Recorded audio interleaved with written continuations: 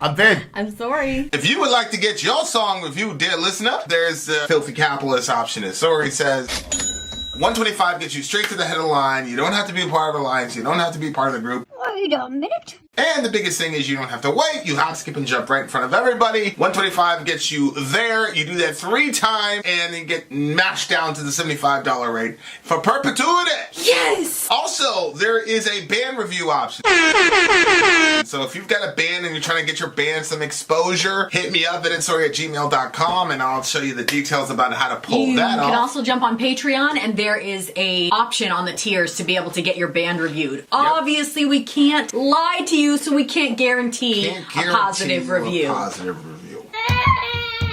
Get what you get. It's just rubbish. Rubbish. Rubbish. That's British for garbage. My favorite is a community option. $1 at the gate gets you in at Patreon. You get to join an alliance. The alliance joins their points together, and that helps determine what songs that we do. The alliances hang out on Discord. Message me on Patreon to get the link. And they do all kinds of other cool things. They do Minecraft, Dungeons and Dragons. Yeah. It's really a community within the community. Anybody can go on the village, facebook.com/Vin and Sori. There's 160,000+ people on the channel. What's cool about the Discord is that it offers a real opportunity for community connection, friendship, that type of thing. And it's on Discord, so if you're not a Facebook person, it's for you. You start off at $1. Right. Plus you get exclusives. Sori and I are working on a song. So the first 15 seconds of that was on Patreon. Also, at $15 tier and above, when we actually debut the video, they're going to be there live with us. There you are, dear listener. Buy our merch. Buy our merch indeed, a child shall lead them. So buy our merch. Yes, dear listener, yes, dear listener, yes, dear listener. Shout out to YouTube for blocking the entire stream yesterday. Shout out to Don't YouTube worry, you can still watch it on Rumble. for blocking our entire stream yesterday. Thank It's you as very though much. we weren't even there. It's as though we didn't exist. What happened to my glasses, damn it?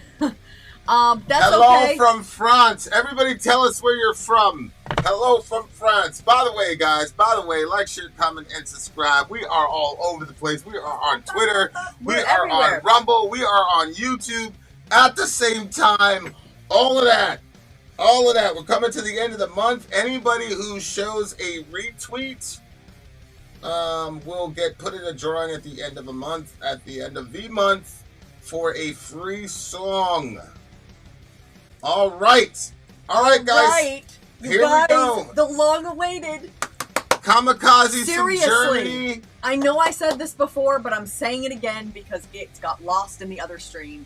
The last song that we listened to, the only song that we've ever listened to by Homie, was Hi Ren. I had found that one on the side when we we're streaming, and I was like, this is probably okay to watch because You this got is the probably thumbnail not. on YouTube, right? Yeah, I'm like, this is probably not something that we're gonna react to on our channel. So I watched it. I was like, oh my gosh, I wanted to show him super badly, but he's like, I'm waiting for the channel. And then sure enough, somebody. I said it's big enough. Somebody's gonna ask for it. And you were sure right. enough. You were right. So he did wait for the channel. Since then, I wanted to listen to a bunch more songs, but didn't, because I thought perhaps Vinny may have known something. If you're new to the channel, we listen to the song all the way through. We don't cut it. We don't do any of that. We respect the artist. Everybody respects the artist, but the Not other like we do. The other YouTubers have to eat, dear listener. Okay, so I like to eat too. We take care of ourselves by the Patreon thing. Shout out to all our patrons, all that jazz. All right, but nobody cares because right now it is only about 2 individuals. DJ Nick, right there. There he is. This fella right here, known as Ren in the building. So the introduction to the Ren mega stream from DJ Nick is, since watching your reaction to Ren's masterpiece, Hi Ren, I've long wanted to do a deep dive into his massive catalog with you guys. I've picked 10 of his best and most creative compositions and put all the songs in chronological order. Ren refers to his genre or style of music as bandcore, and in some ways... Bardcore. Sorry, bardcore. Wow, I've been doing that everywhere. Bardcore, in some ways, is a modern-day Shakespeare. Enjoy the Ren rabbit hole. Also love the rabbit hole analogy. Brings me back to Alice. in Wonderland. I'm with it. Hey, hit that. All right, let's check this out. Song numero uno. This is from the big homie Ren. This is called 1990's. 1990's. Let's do it. Woo! Let's go.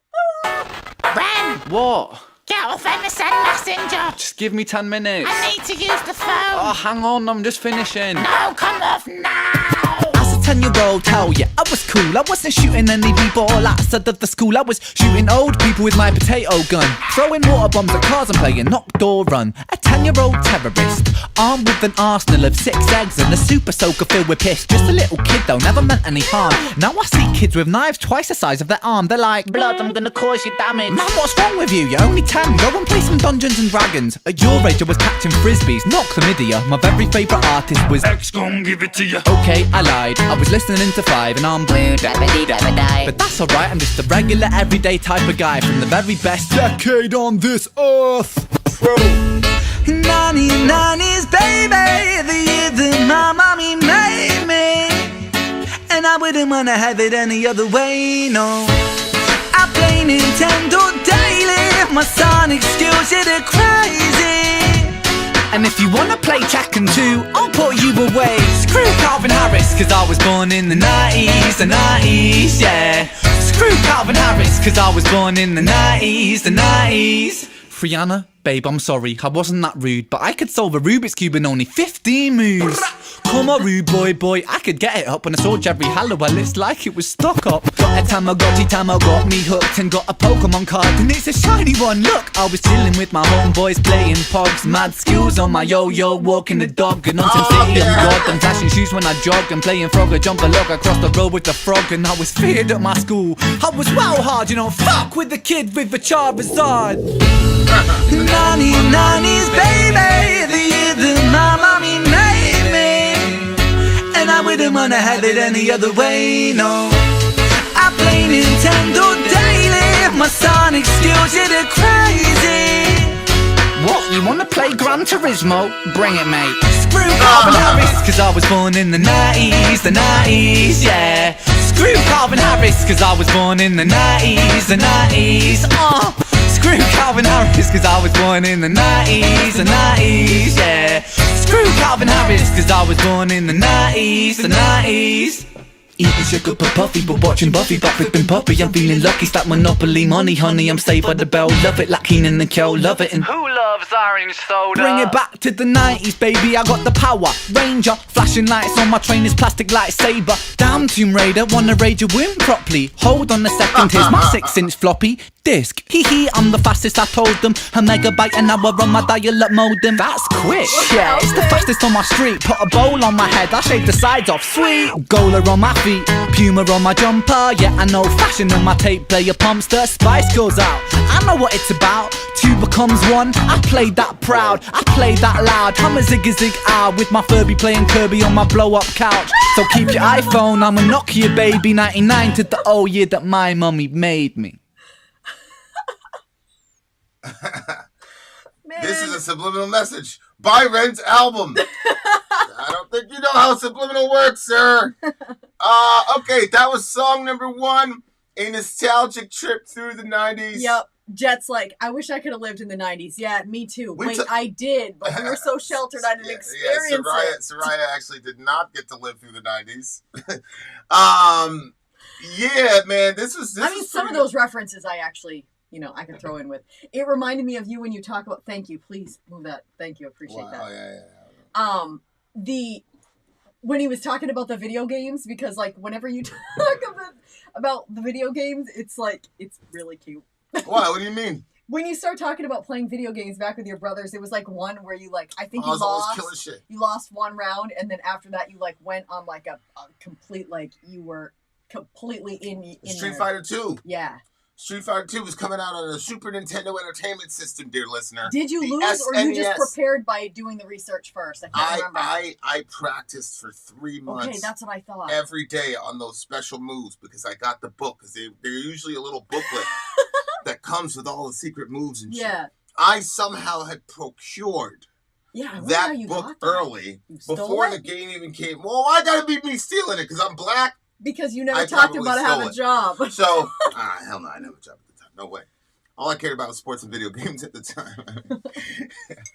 But yeah. I got that book and I practiced like crazy. And by the time the game actually came into my possession, I was killing shit. I was wrecking shop. My brother didn't want no parts of me. Then he beat me one time. He's like, yep, I quit. I'm never playing again. Okay, there's the one time part. I knew there was like a one. So mad. Yeah, you coward. Yeah, so that coward. That part reminded Face me. There was that little gecko, not a gecko toy. What's the name of that thing? Is that the little baby nano? Thingy? Yeah, the nanobots or whatever whatever that thing is. I can't remember what it's called now. Gigapets. Gigapet. The Gigapets. That's right. I had a Gigapet. Man, that thing was. First we started with those old-fashioned ones, which was you take an egg, you make a little hole in the top, a little hole in the bottom, and then you put your mouth on one side and blow into it, and it pushes all the egg out the one side. Then you fill that with sand, and then you plug both holes with some glue. Then you draw a little baby face on it, and you carry it around, and you see how long you could, take care of something fragile for. Never really worked very long for me because I always loved the thing too much, so I would try to put it in a little crook of my arm and fall asleep with it, and I crushed them. People got really weird about those pets. I'm not gonna lie to you. Wait, which? The little toy? Yeah, because sometimes you put in so much work to see what sometimes this thing was die. going to become. Sometimes they die, Yeah. And this, I don't know if it was an urban legend or something, but this girl did something to herself because one of her Gigapets died. I don't know if that was real or not. Oh man, that's probably some church myth or something. Well, I actually don't let your kids play with the Gigapets. I don't think that's super crazy because it's weird if you don't really have a lot of friends and stuff, you bond with that little thing like it's really there. So I remember feeling super sad whenever they died. I'm like, and you're solely responsible, but it's not a thing, but it still felt like it. This song is a little bit weird because at the end he said his mom conceived him in 1999, right?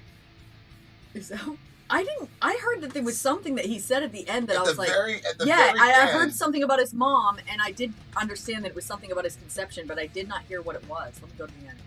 Yeah, it was a little ironic. 199 to the 0, the year that my mommy made me. Right. So he was. Oh, in other words, he didn't live through the 90s. He didn't live through none of that shit. I was about to say he'd be 30 years old if he was born in the 90s. Man, I didn't know he was closer to our age. That's crazy. Yeah, that's what I'm saying. There's no way. He heard about that maybe from his parents. All that shit that we just talked about, the dial-up and all that, he didn't experience. You were born in 1999, boy. Get out of here. Yep. So now you're taking stuff. Okay, look, us. but Nick says that Ren was born in 1990. That's what we got. But why does it say at the end of the last verse, I was born in 1999? No, he was conceived. No, 199 to the 0. That's 1990, the year that my mom made me. Oh, okay. Well, yeah, that's actually not that big of a gap. 199 to the 0. That's 1990. What am I talking about? that's- I interpret that last night as 1999 for some reason. Oh, Good catch, Nick. Thank you. Okay. This is why we do this together. Go ahead. I'm sorry. Yeah, for some reason, he still sounded like he was a lot younger than us, but really that's not that much younger. Super Mario. Sorry, boss. Sorry to disappoint you. Super Mario. We only had one controller. We were 4 brothers, sisters, plus my father. The bastard, my father, didn't want to wait to play. He said to my young bro, sis, to jump into the holes to win. Wait. What? To jump into the holes to win. That way they would die so that he could play. Oh. That was a dad doing that. That's a man after my own heart. I'd be doing the same shit to my kids, bro. Terrible. They can terrible. have a channel. They can talk about how I used to do that to them. All right. I was a 10-year-old. Hell yeah, it was cool. I wasn't shooting any b-ball outside the school. Okay, you know what that is. That's basketball. No. That's how you start the Fresh Prince of Bel-Air. Wait. What? I was shooting any b-ball outside of the school. Yeah. That's how the rap, the Prince of Bel-Air starts. Will Smith. Okay. All right. Yeah, he says I was sitting there playing basketball outside the school, and then the bullies ran into him, and then he had to go to Bel-Air to get out of the ghetto. Basically, that's the idea. Okay, then he says I was shooting old people with my potato gun. Okay, seriously, my brother created a potato launcher. It was friggin' so funny to watch this thing because you'd spray, hairspray in like this I couldn't believe that my brother created such a thing. I was like, what? So you'd spray it in there, you'd cap it really fast, and then you'd shoot that you'd light. It was like a lighter on the back, like basically how you start a grill, and you'd push that click, click, click, and then all of a sudden that thing would, and it would just take off. And I don't know why the concept of a potato flying at such a high speed was so funny to me, but every single time he shot that off, it never changed for me. Then my brother was like, oh, hey, let me try to make a grape launcher. So then he made a mini version, which I always like mini things. They're so cute. So he made this little tiny launcher for launching grapes. Well, that was working great until somebody decided, I'm not saying who, but there was a lot of hairspray that had been sprayed into that little chamber and it wasn't working. And they decided to click the button while looking inside. It wasn't not my brother. It was not my brother that did that. But somebody, yeah. What do they call that? The Darwin Awards? I cannot believe the person still kept their vision. They call that the Darwin Awards. They were wearing a contact, and so it melted the contact, like that thing, like, and it melted their eyebrows and eyelashes, like one side, gone. But they didn't damage their eye, luckily. Definitely a Darwin Awards candidate. Holy hell. I said, what? National selection, here we come.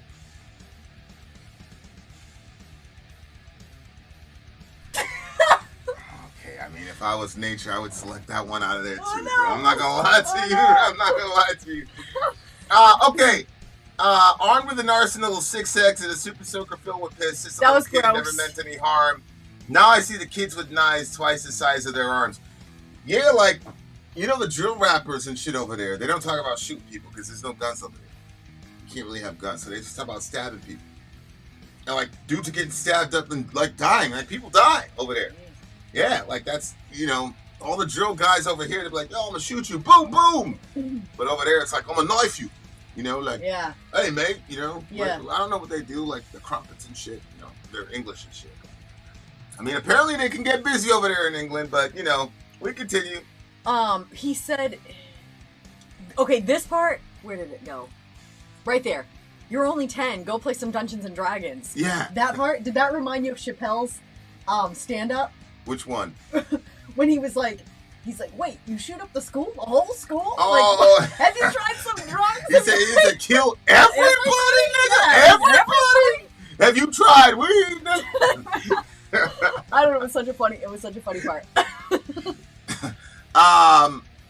And now I see kids with knives twice the size of their arms. Yeah, I mean... Yeah, that was pretty crazy, that picture. It's funny because when I was a kid, you used to hear the adults say, when I was blah, now they're doing this, and now, like, we're the ones saying it. Yep. Although, yeah, I heard, like, it's getting pretty hectic out there, though. Yeah. In the UK. Folks on the gang shit in the UK now. Wonderful export from the United States of America. Screw Calvin Harris, because I was born in the 90s. I don't know who Calvin Harris is. That must be somebody from, like, you know, his country or somebody. Some, like, politician or something. Right. And then this song was just, it was pretty straightforward, but it was a lot of... Wait a minute. This person's a Scottish DJ and singer. Why? I don't know. He must have said something about the 90s. But me and this other dude, who's a pretty close friend of mine on the channel, pretty much every time we talk at the end, we always say we miss the 90s. The 90s was like, and I wish, like, I really wish I could take millennials and zillennials on like a 4-week field trip to the 90s. Because so many things would be like reoriented. Like, if they came up in the 90s. Like, there's so many mindsets that they'd be like, oh. But because they didn't experience the 90s, they have no even context for it, and I feel bad for them. Well, give us an example. Well, for example, if a person had a different political idea, you could still be their best friend. The 90s was, man, believe what you want, just don't put it on me. Like, that was genuinely, legitimately how people thought. It was just like, man, and like, you could make fun of each other and nobody, like, went to the existential ramifications. It's like, yeah, but that's a black kid, that's a white kid, and they're both like 7 or 8 years old. They don't know about any of this extra shit. Yeah. All they know about is baseball. Yeah. You know what I'm saying? Like, there was no consciousness of all this political shit when you were a kid in the 90s. Barely even the adults. You know what I'm saying? I mean, really, we didn't become... 9/11 changed a lot for people, but that's another thing, is like living in a pre 9/11 world. Like a lot of these, like I feel bad for these kids. Like they have no idea what life was like prior to 9/11. You know, when I was growing up, we were not on a two-front war. These people, like if you were born anywhere close to September 11th, like all you know is war as an American. That's all you know is your country at war. Like, it's crazy. And you know, when we were around, of course our you know, our country was doing shit all over the world, but it was not these protracted, region-altering kind of wars that we have now. I think I always had that, like, left behind sort of wars and rumors of wars thing in my head growing up. So I never really felt like we were ever in a time of peace. Oh, we had there was more right around the corner. No, we had the first Gulf War in the 90s. We went out there and wrecked shop in Kuwait. And, you know, people, you know, we went back home. Like, you know, the GWAT was something completely different. But like, you know, there was no social media. So if you were a kid and you had an embarrassing moment, you got messed with for whatever. And then after a while, it was another kid. And then everybody jumped on that other kid. And your fuck up or whatever it was faded into obscurity. Not now. Watch that shit. Everybody's got a phone and they got you on repeat and all that shit. Like, you rarely heard about school shootings. Like, you know. Columbine happened around 98, 99, and that was for the end of the 90s. But and it wasn't even, you know, of course, I don't know, I wasn't in the public school system, so I am talking, I was homeschooled at the time, obviously, so when we heard about it, though, we didn't think that it was like, okay, now it's going to start popping off at all the schools. It was like, there's the one crazy, and that's probably not going to happen again. How was it for you guys? After that happened, did you guys think, okay, it might happen again? Columbine? Did that like, or did it seem like, okay, this is a one-off thing? Like, you know, there's always something crazy, but that's I was surprised when it started becoming a pattern. I saw Columbine, and the first thing I thought to myself was like, damn, man, white kids are safe. Because where we were from, you know, I was in the Bronx at the time, people were getting shot, all types of craziness. Yeah. You see what I'm saying? So, but like, there was one image about Columbine that really stuck with me, was one of the kids was hanging out the window, and he made it out, but the window was like, had been broken. Yeah. And so, you know, the kid just tore through his, you know, he was bloody, and I just remember seeing that and being like, what the fuck is going on here? Yeah. And it didn't seem real, but that changed a lot in our country. It was a really crazy moment. And I'm not particularly sure why, because there were other school shootings before that, but the Columbine one was just so, it was playing out on live TV. That's the thing. Like, because the kids had started getting cell phones and stuff like that, so the kids were calling from home. So that was like one of the first times you saw like live action. The shit was still going on by the time the media got to it. Yeah. It was world changing. I didn't hear about Columbine until it was a youth retreat, and we were all there, and I was like really focused on, you know, there was one person that was there that was not making good life decisions, and I was really worried about the person. And then, but I was not in good shape myself, I'll be honest, but I didn't know it. And then when we were there, we heard about Columbine, and it was almost back to back to back, because I heard about Columbine. And they were talking about it from the pulpit. Then we also heard the pulpit. That's like the front where the pastor's preaching from. Then following that, they told about the girl that, you know, I understood there was like a Rose. Cassie Bernal. And how, like, you know, her testimony, like what she did, like, I don't know how true any of that story is, or, you know, whatever, but they really presented her as like this amazing Christian that in the face of all of that, like, it was just really powerful. And then they were really, the church that I was a part of, they were really big on like the gifts of the Spirit. And that's like extra gifts that you get as, you know, it's just so big of a concept. But anyway, when the pastor was talking about it, they were making it seem like God is going to give everything to everybody. And so I was praying like crazy that I would be able to talk in this special language, I guess, to God. And I didn't get it. And then as soon as I didn't get it, I like all of these dark thoughts like rushed in all at the same time. I had just heard about Columbine, and then that happened. And that was like one of the most intense like points of, I guess, suicide that I had ever had, because I left where everybody was. I went to the bathroom by myself, and like I just kept hearing like, kill yourself, hang yourself right here in this bathroom. And I look back and I'm like, that would have been so destructive for all of those teenagers if I had done something like that. But I couldn't hear anything else. It was a really, really dark and bad time, but I never really pieced it together that I heard about the school shooting and what those kids went through. And I think it was just a lot to take in a meeting like that. I think everybody else already knew that happened, but I didn't know about it. So I heard about it and it was all back. It was a weird time now that I'm thinking about it. But, yeah, sometimes those thoughts come. Get up. Good introduction. Good, and you know when he said chronologically, I mean he's born in 1990, right? So this is chronology right here. Right. I see what you did. Right. I see what you did there, Nicky boy. Uh-huh. I'm gonna give this one a solid 8.8.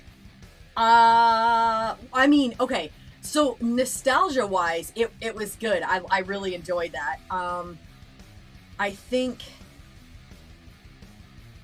I'm gonna go with an 8.7. 8.7 on this one. All right, the day has just begun, dear listener. Dear God is next from Dear Ren. God. Dear God, I am going on commercial. Good day.